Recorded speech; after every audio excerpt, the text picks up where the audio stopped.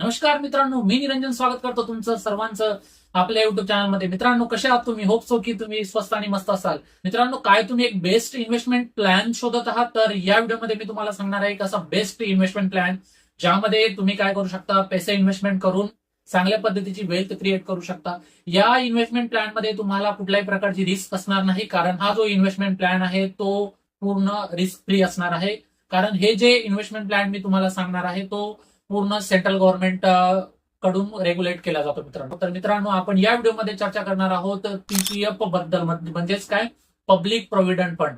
तर public provident fund ही जी scheme आहे ही central government द्वारे रेग्युलेट केल्या जाते किंवा याच्यावरती त्याचा कंट्रोल असतो. जर आपण यामध्ये इन्व्हेस्टमेंट करायला सुरुवात केली तर आपण आपला जो पैसा आहे तो चांगल्या पद्धतीने ग्रो करू शकतो किंवा आपली वेल्थ प्रॉपरली आपण काय करू शकतो, क्रिएट करू शकतो. तर नेमकं पीपीएफ असतं तरी काय आणि यामध्ये कशा पद्धतीचा इंटरेस्ट मिळत असतो, पर्टिक्युलरली यामध्ये किती वर्षापर्यंत जर पैसे आपण जमा केले तर किती पैसे आपल्याला भेटू शकतात, पूर्ण डिटेल या व्हिडिओमध्ये बघणार आहे. तर हा व्हिडिओ शेवटपर्यंत नक्कीच बघा, कारण जर तुम्हाला एक बेस्ट मनी इन्व्हेस्टमेंट प्लॅन बद्दल जर बघायचं असेल तर हा तुमच्यासाठी खूप रिस्क फ्री आणि चांगल्या पद्धतीचा एक प्लॅन असू शकतो मित्रांनो. आणि एक गोष्ट लक्षात ठेवा, हा व्हिडिओ फक्त मी एज्युकेशनल पर्पज साठी बनवत आहे. यामध्ये कुठल्याही प्रकारची इन्व्हेस्टमेंटची रिकमेंडेशन मी देत नाहीये, कारण खूप असे लोक आहेत की त्यांना इन्व्हेस्टमेंट प्लॅन बाबतीत माहिती नसतं. ते काय करत असतात, आपल्या जे पैसे अर्न करतात किंवा ते सेव्ह जे करतात ते मनी सेव्हिंग अकाउंटमध्येच ठेवत असतात. तर सेव्हिंग अकाउंटमध्ये आपल्याला तेवढा व्याजदर मिळत नाही as compare to other investment plan. म्हणून यामध्ये आपण पर्टिक्युलरली फोकस करणार आहोत पीपीएफ बद्दल. म्हणून हा व्हिडिओ तुम्हाला शेवटपर्यंत नक्कीच बघायचा आहे. तर मित्रांनो, चला व्हिडिओला सुरुवात करूयात. परंतु व्हिडिओला सुरुवात करण्यापूर्वी जर तुम्ही चॅनलवर पहिल्यांदा आला असाल तर चॅनलला प्लीज सबस्क्राईब करून ठेवा. तर पीपीएफ म्हणजे काय, that is a public provident fund. ही अशी स्कीम आहे जी की सेंट्रल गव्हर्नमेंट कडून रेग्युलेट केल्या जाते. तर या पीपीएफ फंड मध्ये आपण काय करू शकतो, मिनिमम ₹500 इन्व्हेस्टमेंट करू शकतो आणि मॅक्सिमम 1.5 लाखापर्यंत यामध्ये इन्व्हेस्टमेंट करू शकतो. जर तुम्ही यामध्ये इन्व्हेस्टमेंट करत असाल तर तुम्ही मंथली पण करू शकता किंवा 12 महिन्यामध्ये तुम्ही काय करू शकता, 1,50,000 यामध्ये मॅक्सिमम अमाऊंट काय करू शकता, इन्व्हेस्टमेंट करू शकता. यावरती 1.5 लाखाच्या वर तुम्ही यामध्ये इन्व्हेस्टमेंट करू शकत नाही. जर तुम्हाला ऍट ए टाइम 1.5 लाख रुपये इन्व्हेस्टमेंट करायचे असतील तर तुम्ही ऍट ए टाइम 1.5 लाख रुपये यामध्ये इन्व्हेस्टमेंट करू शकता. तुम्हाला एक क्वेश्चन असेल की पीपीएफ मध्ये जर इन्व्हेस्टमेंट करायचं असेल तर त्यासाठी आपल्याला अकाउंट ओपन करावं लागेल. तर मित्रांनो, तुम्ही काय करू शकता, बँकमध्ये किंवा पोस्ट ऑफिसेसमध्ये तुम्ही तुमचं जे पीपीएफ अकाउंट आहे ते ओपन करू शकता आणि तिथे काय करू शकता, तुम्ही इन्व्हेस्टमेंट तुमची सुरू करू शकता. तर एक लक्षात असू द्या, जेव्हा तुम्ही पीपीएफ अकाउंट ओपन कराल तेव्हा यामध्ये कुठल्याही प्रकारचं जॉईंट अकाउंट ओपन होत नाही, फक्त इंडिव्हिज्युअल अकाउंट तुम्हाला ओपन करावं लागेल.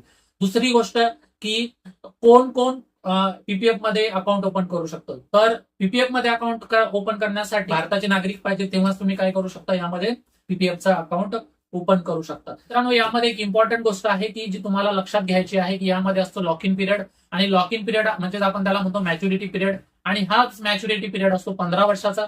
15 वर्षापर्यंत आपण काय करू शकतो, यामध्ये एव्हरी फायनान्शियल इयर म्हणजे एव्हरी वित्त वर्ष आपण यामध्ये काय करू शकतो, 1.5 लाख रुपयाची इन्व्हेस्टमेंट करू शकतो.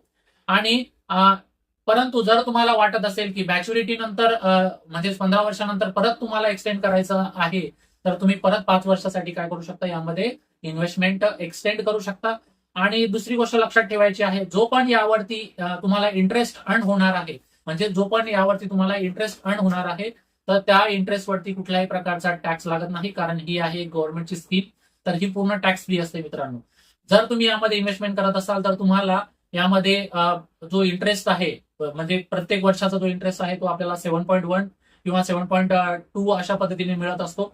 हालाकी हा जो इंटरेस्ट आहे यावरती गव्हर्नमेंट नेहमी चेंज करत राहते, कधी क्वार्टरली चेंज करते किंवा इयरली याचा जो इंटरेस्ट आहे तो चेंज करत राहते. मी तुम्हाला जसं सांगितलं की यामध्ये असतो लॉक इन पिरियड, तर लॉक इन पिरियड हा असतो 15 वर्षाचा. परंतु आपण सांगू शकत नाही की आपल्याकडे आपल्यावरती कुठल्या प्रकारची एक कॉम्प्लेक्स सिच्युएशन येईल किंवा इमर्जन्सी सिच्युएशन येऊ शकते. परंतु तर त्यावेळेला आपण यामध्ये काय करू शकतो, कंटिन्युअसली 6 वर्षापर्यंत तुम्हाला इन्व्हेस्टमेंट केल्यानंतर 7व्या वर्षापासून तुम्ही काय करू शकता, जी पण अमाऊंट तुम्ही इन्व्हेस्टमेंट केली असेल त्यामधील 50% म्हणजे पार्शियल अमाऊंट तुम्ही काय करू शकता, विथड्रॉ करू शकता. पीपीएफ मध्ये इन्व्हेस्टमेंट केल्यानंतर मित्रांनो तुम्ही काय करू शकता, यावरती लोन सुद्धा घेऊ शकता. परंतु लोन ही कधी आपल्याला इलिजिबल असते, जेव्हा आपण इन्व्हेस्टमेंट करू, तर इन्व्हेस्टमेंटच्या 3 वर्ष पूर्ण झाल्यानंतर ते 5 वर्षाच्या मध्ये आपण काय करू शकतो, यामध्ये काय यावरती लोन आपण घेऊ शकतो. पण लोन घेताना जो पण इंटरेस्ट तुम्हाला पीपीएफ मध्ये मिळतोय, तर त्या इंटरेस्टच्या वरती 1% तुम्हाला जास्त यावरती इंटरेस्ट पे करावा लागेल, जी लोन तुम्ही त्यावरती घेतली आहे. या व्यतिरिक्त तुम्ही काय करू शकता, income tax act 1961 eighty C section एटीसीच्या अकॉर्डिंग याचे टॅक्स बेनिफिट सुद्धा आपण घेऊ शकतो. कारण आपण जर वर्षाला दीड लाख रुपये जर यामध्ये इन्व्हेस्टमेंट करू, तर इन्कम टॅक्सचा जो ऍक्ट आहे 1961 त्यामध्ये सेक्शन एटीसीच्या अकॉर्डिंग आपण काय करू शकतो, टॅक्स बेनिफिट घेऊ शकतो. तर मित्रांनो, ही होती इम्पॉर्टंट इन्फॉर्मेशन पीपीएफ बद्दल, म्हणजेच काय, पब्लिक प्रोव्हिडंट फंड बद्दल. तर दुसरी गोष्ट, तुमच्या मनामध्ये एक क्वेश्चन आला असेल की काय हे सर्व म्हणजेच रिस्क फ्री असतं. जर ही स्कीम गव्हर्नमेंट चालवत असेल तर तिथे आपल्याला कुठल्याच प्रकारची रिस्क पाहायला भेटत नाही किंवा मिळत नाही. जसं आपण म्युच्युअल फंडमध्ये किंवा स्टॉक मार्केटमध्ये जशा पद्धतीची इन्व्हेस्टमेंट करतो तिथे आपल्याला असते रिस्क, तशा पद्धतीची रिस्क इथे नसते. म्हणून काय करू शकता, तुम्ही पीपीएफ मध्ये तुमची इन्व्हेस्टमेंट जर्नी स्टार्ट करू शकता आणि यामध्ये फक्त तुम्हाला 500 रुपयावरून काय करायचंय, इन्व्हेस्टमेंट सुरू करायचं आहे. परंतु एक लक्षात ठेवायचं आहे की जेव्हा तुम्ही पीपीएफ मध्ये इन्व्हेस्टमेंट करता आणि जेव्हा तुम्ही अकाउंट ओपन करता, तर सपोज तुम्ही जर अकाउंट हे पोस्ट ऑफिस मध्ये ओपन केलेलं आहे आणि तुम्हाला काय करायचं, आता बँकमध्ये म्हणजेच पीपीएफ मध्ये पैसा जमा करायचा आहे, तर तुम्ही काय करू शकता, पोस्ट ऑफिस मधून तुमचं अकाउंट ट्रान्सफर करून कुठलाही नॅशनलाइज बँक असेल किंवा बँकमध्ये तुम्ही काय करू शकता, तुमचं अकाउंट हे ट्रान्सफर करू शकता. मित्रांनो, लास्टला आणि सर्वात महत्वाची गोष्ट की यामध्ये अकाउंट कसं ओपन करायचं. अकाउंट ओपन करताना तुम्हाला काही आयडी प्रूफ्स द्यावे लागतील आणि ओपन करताना काही फीस लागेल तुम्हाला. तर ती फीस तुम्हाला आयदर तुम्ही कॅशद्वारे तिथे पे करू शकता किंवा मग तुम्ही चेक देऊन सुद्धा काय करू शकता, तुमची फीस ही पे करू शकता. आणि त्यानंतर जे पण तुम्हाला यामध्ये पैसे इन्व्हेस्टमेंट करायचे आहे ते आयदर तुम्ही कॅशद्वारे सुद्धा करू शकता किंवा ऑनलाईन सुद्धा त्यामध्ये इन्व्हेस्टमेंट करू शकता. तर मित्रांनो, ही होती एक इम्पॉर्टंट इन्फॉर्मेशन पीपीएफ बद्दल. होप सो की तुम्हाला पूर्ण इन्फॉर्मेशन कळाली असेल की पीपीएफ म्हणजे नेमकं काय असतं आणि पीपीएफ मध्ये आपण कशा पद्धतीने इन्व्हेस्टमेंट करू शकतो. तर मित्रांनो, काय तुम्ही आता पीपीएफ मध्ये इन्व्हेस्टमेंट करायला सुरू करणार, आम्हाला कमेंट करून नक्कीच कळवा. जर तुम्हाला हा व्हिडिओ आवडला असेल तर या व्हिडिओला लाईक नक्कीच करा आणि जर चॅनलवर पहिल्यांदा आला असाल तर चॅनलला सबस्क्राईब करायला मुळीच विसरू नका. कारण अशाच नवनवीन फायनान्शियल रिलेटेड आणि अदर इन्फॉर्मेशन मी तुम्हाला वेळेवर देत राहतो. तर मित्रांनो, भेटूयात एक नवीन विषयासह. तोपर्यंत जय हिंद, जय महाराष्ट्र.